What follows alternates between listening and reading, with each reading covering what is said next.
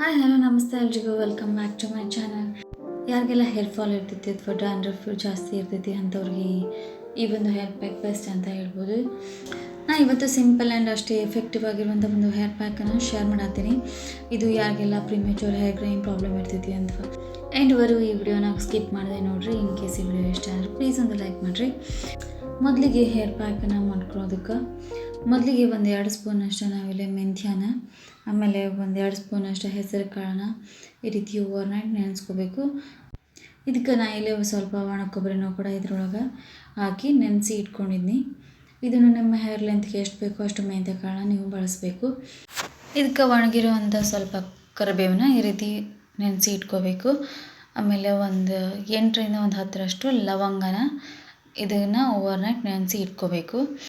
ಇದಕ್ಕೆ ಒಂದು 2 ಸ್ಪೂನಷ್ಟು ಬೆಟ್ಟದ ನೆಲ್ಲಿಕಾಯಿನ ಈ ರೀತಿ ಅದನ್ನು ಕೂಡ ಓವರ್ನೈಟ್ ನೆನೆಸ್ಕೋಬೇಕು. ಇದಾದಮೇಲೆ 1 ಸ್ಪೂನಷ್ಟು ರೈಸನ್ನು ಈ ರೀತಿ ಓವರ್ನೈಟ್ ನೆನೆಸ್ಕೋಬೇಕು. ಒಂದು 4ರಿಂದ 5 ದಾಸವಾಳದ ಹೂವು, ಅದಾದಮೇಲೆ ಒಂದು 4ರಿಂದ 5 ದಾಸವಾಳದ ಎಲೆನ ತೊಗೋಬೇಕು. ಈಗ ಮೊದಲಿಗೆ ನೆನೆಸಿರುವಂಥ ಎಲ್ಲ ಇಂಗ್ರೀಡಿಯೆಂಟ್ಸನ್ನು ಇವಾಗ ಒಂದು ಪಾತ್ರೆಗೆ ಹಾಕಿ ಇದನ್ನು ನಾವು ಒಂದು 5 ನಿಮಿಷ ಇದನ್ನು ಚೆನ್ನಾಗಿ ಕುದಿಸ್ಕೋಬೇಕು. ಇದನ್ನು ಇಂಗ್ರೀಡಿಯೆಂಟ್ಸು ನೀವು ನಿಮ್ಮ ಹೇರ್ ಲೆಂತ್ಗೆ ತಕ್ಕಂತೆ ನೀವು ಹೆಚ್ಚು ಕಡಿಮೆ ಮಾಡ್ಕೋಬೋದು.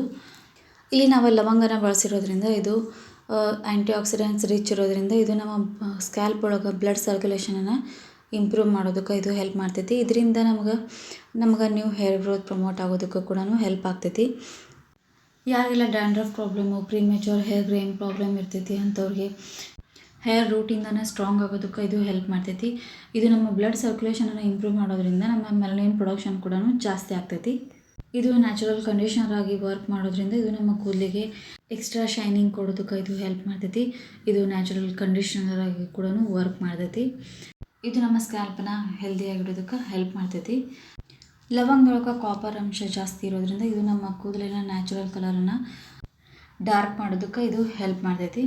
ಇವಾಗ ನಾವು ಯೂಸ್ ಮಾಡಿರುವಂಥ ಮೆಂತ್ಯ ಕಾಳು ಇದರೊಳಗೆ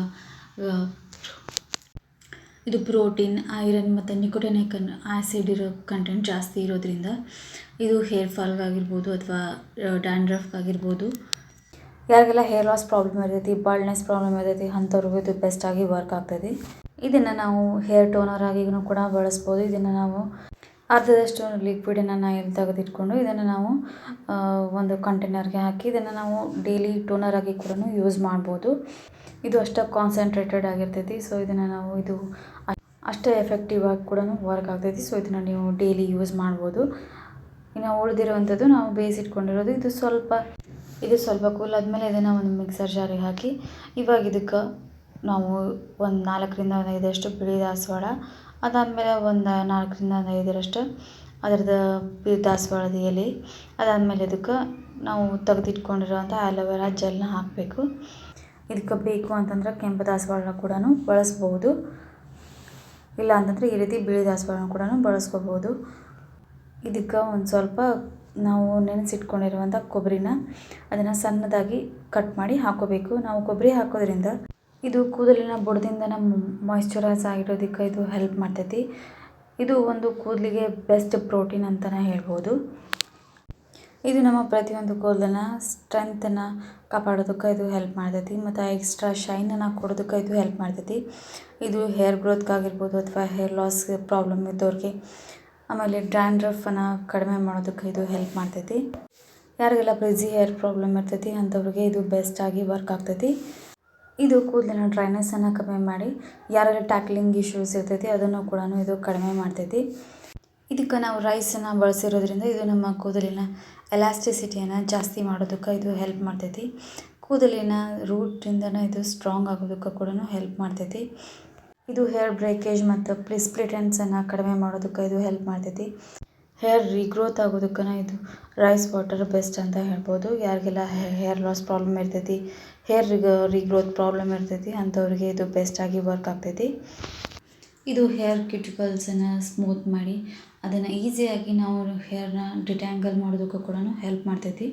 ಇನ್ನು ಆಮ್ಲ, ಆ್ಯಂಟಿ ಆಕ್ಸಿಡೆಂಟ್ಸು, ವಿಟಾಮಿನ್ಸು, ಮಿನರಲ್ಸು ರಿಚ್ ಇರೋದ್ರಿಂದ ಇದು ಹೇರ್ ಗ್ರೋತ್ಗಾಗಿರ್ಬೋದು ಅಥವಾ ಹೇರ್ ಲಾಸ್ಗಾಗಿರ್ಬೋದು, ಪ್ರಿಮೇಚೂರ್ ಹೇರ್ ಗ್ರೈಯಿಂಗ್ ಆಗಿರ್ಬೋದು, ಇದೆಲ್ಲದಕ್ಕೂ ಇದು ಹೆಲ್ಪ್ ಮಾಡ್ತೈತಿ. ಯಾರಿಗೆಲ್ಲ ಬಾಲ್ಡ್ನೆಸ್ ಪ್ರಾಬ್ಲಮ್ ಇದ್ದರೂ ಇದು ಇಂಪ್ರೂವ್ ಮಾಡೋದಕ್ಕೂ ಕೂಡ ಹೆಲ್ಪ್ ಮಾಡ್ತೈತಿ.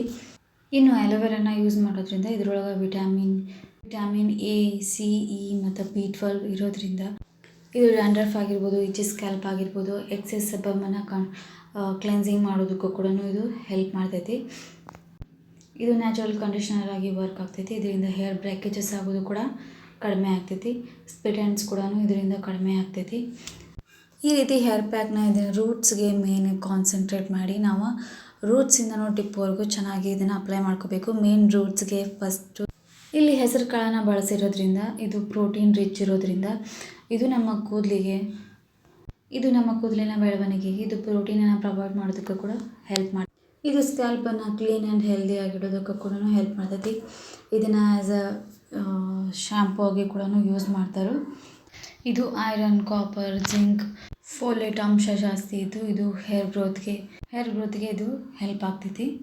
ಮೇಯ್ನಾಗಿ ನಾವು ಹೇರ್ ರೂಟ್ಸ್ಗೆ ಕಾನ್ಸಂಟ್ರೇಟ್ ಮಾಡಿ ಈ ಒಂದು ಹೇರ್ ಪ್ಯಾಕನ್ನು ಯೂಸ್ ಮಾಡಬೇಕು. ಇದನ್ನು ಅಟ್ಲೀಸ್ಟ್ 2 to 3 hours ಆದರೂ ಬಿಟ್ಟು ಆಮೇಲೆ ಹೇರ್ ವಾಶ್ನ ಮಾಡಬೇಕು. ಹೇರ್ ವಾಶ್ ಮಾಡೋದಾಗ ಯಾವುದೇ ರೀತಿ ಶಾಂಪೂ ಆಗಲಿ ಯಾವುದನ್ನಾಗಲಿ ಬಳಸೋದಕ್ಕೆ ಹೋಗಬಾರ್ದು. ಯಾಕಂದರೆ ನಾವು ಇದನ್ನು ಕ್ಲೀನ್ ಹೇರ್ಸ್ ಮ್ಯಾಗಲೇ ನಾವು ಈ ಒಂದು ಹೇರ್ ಪ್ಯಾಕನ್ನು ನಾವು ಶಾಂಪೂನ ಯೂಸ್ ಮಾಡೋದ್ರಿಂದ ನಾವು ಕೂದಲಿಗೆ ಯೂಸ್ ಮಾಡಿರುವಂಥ ಹೇರ್ ಪ್ಯಾಕ್ದು ಬೆನಿಫಿಟ್ಸು ಸಿಗೋದಿಲ್ಲ. ಸೊ ಅದಕ್ಕೆ ನಾವು ಇದನ್ನು ಹಾಗೇ ವಾಶ್ ಮಾಡ್ಕೋಬೇಕು. ಯಾವುದೇ ರೀತಿ ಶಾಂಪೂನ ಬಳಸೋದಕ್ಕೆ ಹೋಗಬಾರ್ದು. ನಾವು ಡೈಲಿ ಆಮ್ಲ ಆಗಿರ್ಬೋದು, ಫೆನಗ್ರಿಕ್ ಆಗಿರ್ಬೋದು ಅಥವಾ ಕರಿ ಲೀವ್ಸ್ ಆಗಿರ್ಬೋದು, ಇದನ್ನು ನಾವು ಡೈಲಿ ಕನ್ಸ್ಯೂಮ್ ಮಾಡೋದ್ರಿಂದನೂ ಕೂಡ ಹೇರ್ ಫಾಲ್ನ ಕಂಟ್ರೋಲ್ ಮಾಡೋದಕ್ಕೆ ಹೆಲ್ಪ್ ಆಗ್ತೈತಿ. ಇದನ್ನು ಹೇರ್ ಗ್ರೋತ್ ಆಗೋದಕ್ಕೂ ಕೂಡ ಹೆಲ್ಪ್ ಆಗ್ತೈತಿ. ಸೊ ಈ ಒಂದು ಪ್ಯಾಕ್ನ ನೀವು ಮನೆಯಲ್ಲಿ ಟ್ರೈ ಮಾಡಿರಿ. ಅಟ್ಲೀಸ್ಟ್ ಈ ಒಂದು ಹೇರ್ ಪ್ಯಾಕ್ನ ವೀಕ್ಲಿ ಒನ್ಸ್ ಆದರೂ ಯೂಸ್ ಮಾಡೋದಕ್ಕೆ ಟ್ರೈ ಮಾಡಬೇಕು. ಅಟ್ಲೀಸ್ಟ್ ನಾವು ಇದನ್ನು ಕನ್ಸಿಸ್ಟೆನ್ಸಿಯಾಗಿ ಟ್ರೈ ಮಾಡಿದರೆ ಅದರ ರಿಸಲ್ಟ್ ಬೆಸ್ಟ್ ಸಿಗ್ತೈತಿ. ನಾವು ಯಾವುದೇ ರೀತಿ ನ್ಯಾಚುರಲ್ ಹೇರ್ ಪ್ಯಾಕ್ಸ್ನ ಯೂಸ್ ಮಾಡಬೇಕು ಅಂತಂದ್ರೆ ಒಂದೇ ಸರಿ ಬೆಸ್ಟ್ ರಿಸಲ್ಟ್ ಸಿಗೋದಿಲ್ಲ. ಇದನ್ನು ನಾವು ಕನ್ಸಿಸ್ಟೆಂಟಾಗಿ ನಾವು ಯೂಸ್ ಮಾಡಬೇಕಾಗ್ತೈತಿ. ಸೊ ನೀವು ಇದನ್ನು ಒಂದು ಸತಿ ಕನ್ಸಿಸ್ಟೆಂಟಾಗಿ ಯೂಸ್ ಮಾಡಿ ನೋಡಿರಿ. ಇದು ನಿಮಗೆ ಹೆಲ್ಪ್ ಆಗ್ಬೋದು. ಹೋಪ್ ಈ ಒಂದು ವಿಡಿಯೋ ನಿಮ್ಗೆ ಇಷ್ಟ ಆಗೈತೆ ಅಂತ ಅಂದ್ಕೊಳ್ತೀನಿ. ಇಷ್ಟ ಆಗಿತ್ತು ಅಂದರೆ ಪ್ಲೀಸ್ ಒಂದು ಲೈಕ್ ಮಾಡಿರಿ. ಯಾರು ನನ್ನ ಚಾನಲ್ನ ಸಬ್ಸ್ಕ್ರೈಬ್ ಮಾಡ್ಕೊಳ್ತೀನಿ ನೋಡ್ತಿದ್ರೆ ಅಂದರೆ ಪ್ಲೀಸ್ ಸಬ್ಸ್ಕ್ರೈಬ್ ಮಾಡ್ಕೊಳ್ಳಿ. Thanks for watching and keep watching.